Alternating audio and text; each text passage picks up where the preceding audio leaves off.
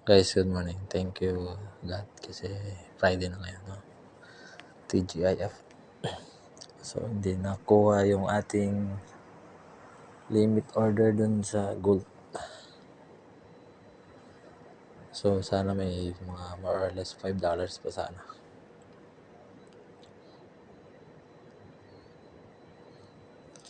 Dito yan guys, oh.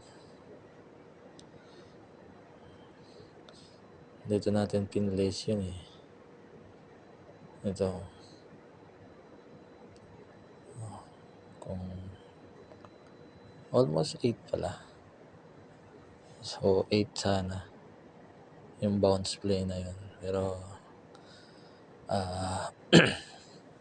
kinlose na muna natin kasi Sabado ngayon. Ayan, February na. And,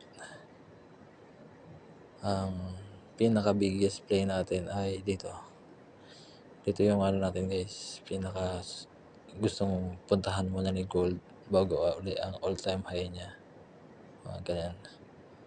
Kasi itong white na line yung ano natin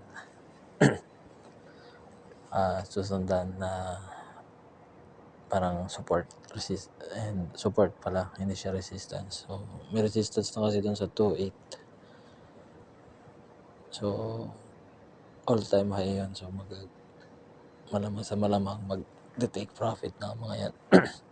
And lalakas talaga yung dollar kasi nag-impose na ng tariff si Trump sa mga nearby countries, Canada and Mexico.